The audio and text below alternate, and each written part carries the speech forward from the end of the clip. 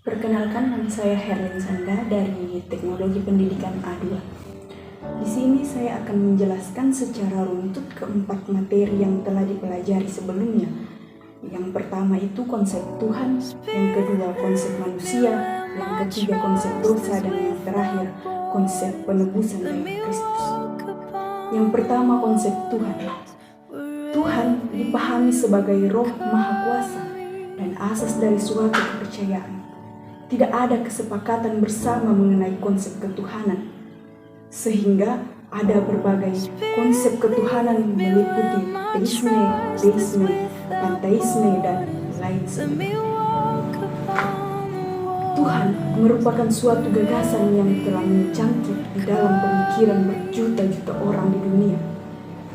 Dalam setiap kesempatan, Tuhan selalu menjadi perdebatan antara realitas transenden dan iman. Oleh karena itulah, realitas transenden diekspresikan dalam bentuk yang bervariatif dan berbeda-beda.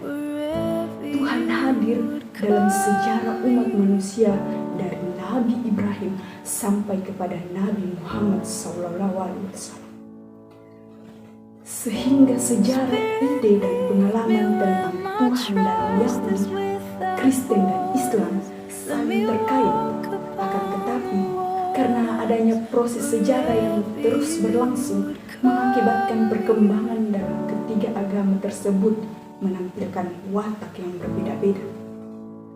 Proses sejarah yang berlangsung itu tidak hanya menunjukkan adanya evaluasi keagamaan, melainkan juga berfungsi sebagai korektif, konfirmatif, dan inovatif. Tuhan menurut Armstrong bukan hanya merupakan proyektif objektif yang ditemukan melalui proses rasional, akan tetapi dalam pengertian tentang realitas transenden itu dapat berubah.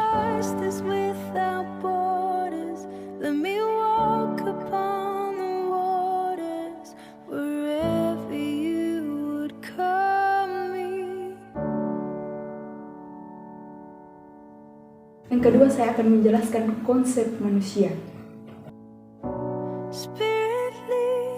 Konsep manusia menurut suku Toraja.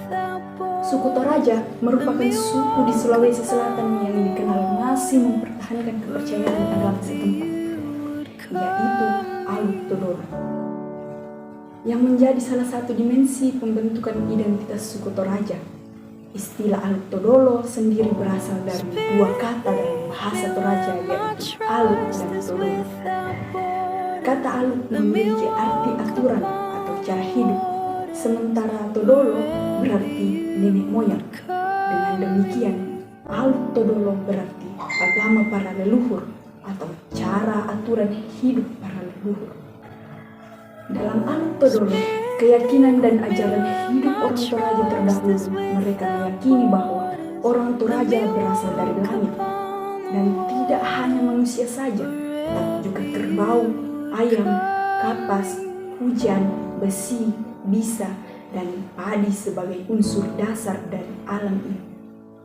Datu Loku yang dianggap sebagai nenek moyang manusia, ia dibuat langsung oleh sang pencipta yang disebut Huang Matua dari bahan emas putih dengan perantaraan Saung Sibarong. Datu Loku beserta keturunannya tetap hidup di langit hingga beberapa generasi.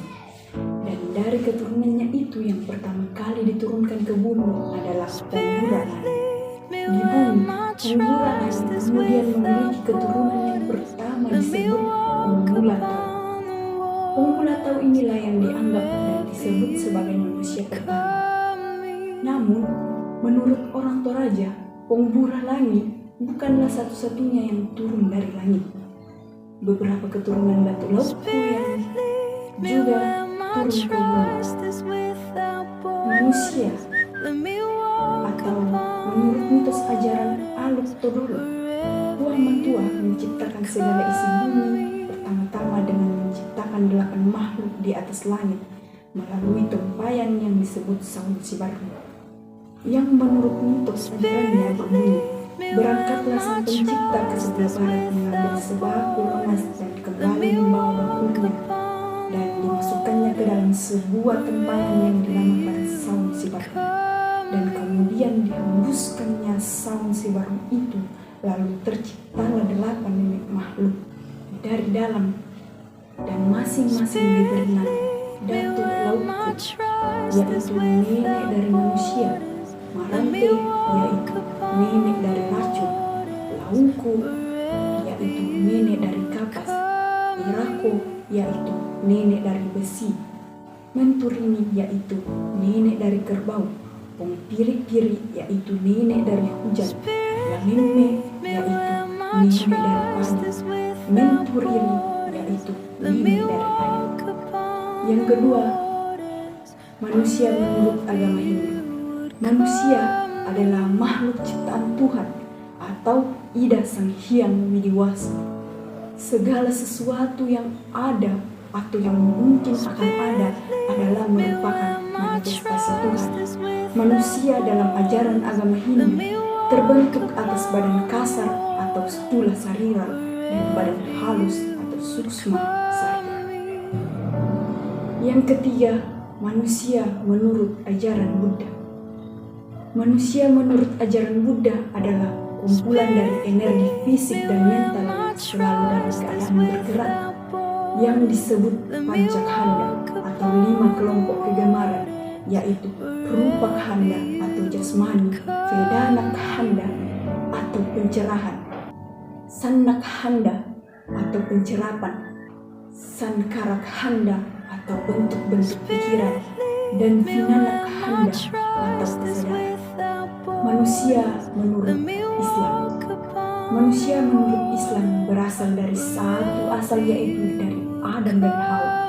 Manusia merupakan makhluk Allah Subhanahu wa Ta'ala dalam sebaik-baik bentuk. Di samping itu, manusia dibekali dengan ilmu dan akal serta kemauan.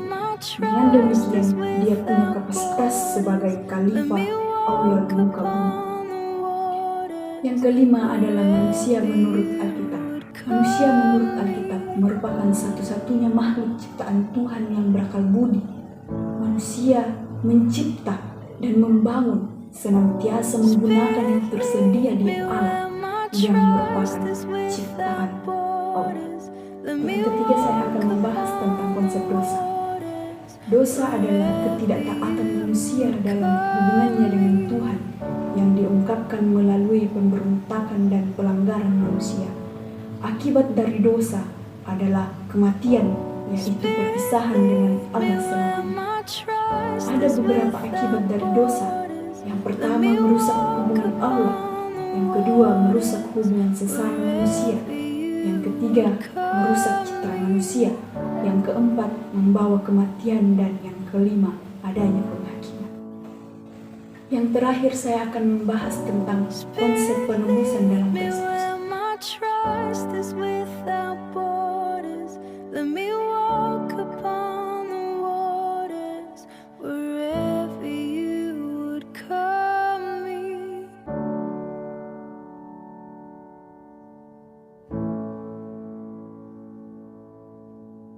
Dalam Kristologi, konsep bahwa Kristus adalah firman berperan penting dalam penetapan akan keilahian dan posisinya sebagai Allah Putra dalam Tritunggal, sebagaimana tercantum dalam pengakuan iman Kalsedon.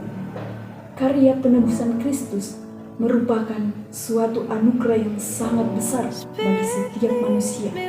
Karya penebusan Kristus ditandai oleh kasih Allah, berkorban, dilakukan demi orang lain, penggantian, hendak mendamaikan, dan penebusan atau kemenangan.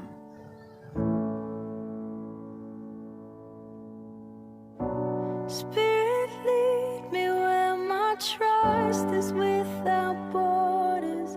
Let me walk upon the waters wherever you would call me. Take me deeper than my feet could ever wander. Spirit, lead me where my trust is Itulah penjelasan saya tentang konsep Tuhan, konsep manusia, konsep dosa, dan konsep penebusan dalam Kristus. Jika ada penjelasan kata yang salah, selebihnya saya minta maaf. Sekian